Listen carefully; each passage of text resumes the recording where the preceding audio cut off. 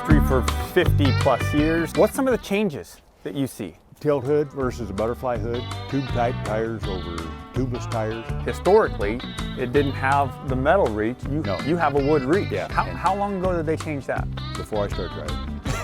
It's a good thing too. My dad drove with a wooden reach, I know that. And they would say that if you caught a rock just right, or a root sticking out of the bank, or a bump or a curb or something, you'll break the reach.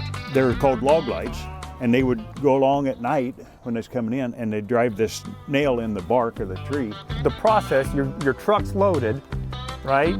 You take this and you're nailing them into the log. Into the log. So that you've got lights along the side, Yeah, so people can see. Yeah.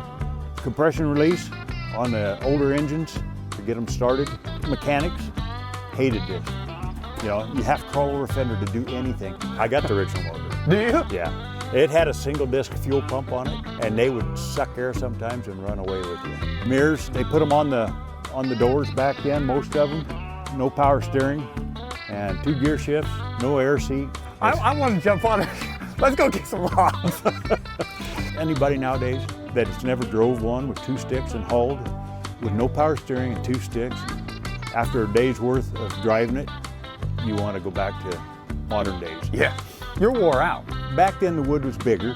They could stack it on, and then loaders knew how to do it. But then they'd come out with the stakes, which weren't very tall, but they were a little taller than the cheese blocks. They got taller and taller, and they were cable stakes. So the cable went around and held up the stake, and then you'd get a shovel operator to break them once in a while. So now they got stakes that are welded on, and that does away with that. Water on the brakes, and a lot of times the guys would drink out of the spigot here on the landing. 1 fuel tank.